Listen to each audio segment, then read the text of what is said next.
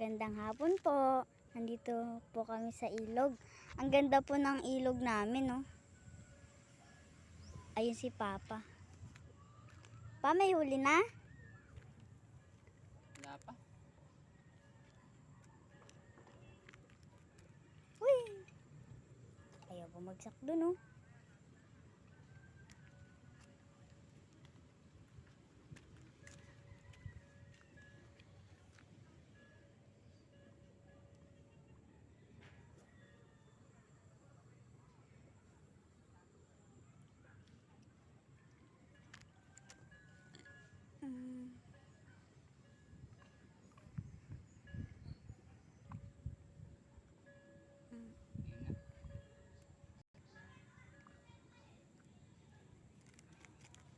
Hi guys.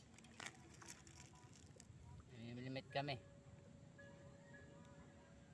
Napang huli. Hapon na po kami pumunta dito. Sakayang makahuli ng sirena. Ng Taiwan. Malalaki po kasi Taiwan dito. Palaking daga dun, oh, kanina. Saan? Doon pa, baba dito. Game niyang daga na yan. Game. Ano ibig sabihin ng games? Gandang hapon po sa inyo. Ang ganda dito. Welcome to my video. Sino po naka-experience dyan mamilmit? Kahit po siguro nasa ibang bansa dyan, namimilmit din. May napapanood po kasi ako sa mga YouTube na namimilmit. Meron din pala yung tigay bumansa. Oo, malalaki nga nahuhuli nila dun. Talapia, lalaki. Kasi doon sa ibang bansa, hindi ganong napapansin ng mga isda. Kaya malayang nakakalaki. Hindi kagaya dito. Ganito palang kalalapad na uhuhuli na. Pansinin dito, ano pa? Pero dito guys, sa ilog namin dito sa Bulacan, pag may dumawi rito nakatsamba, malaki. Malaki yung mga Taiwan dito guys.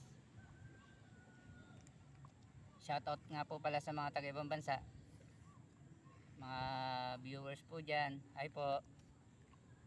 Thank you po sa mga nanonood ngayon ng videos ko. Magandang hapon po sa inyo. Bye bye.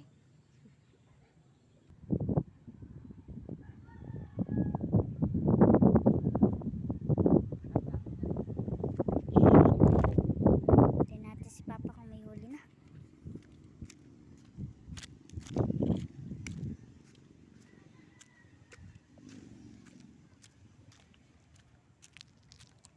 Pa, ano, may huli na? Inaantok ka na.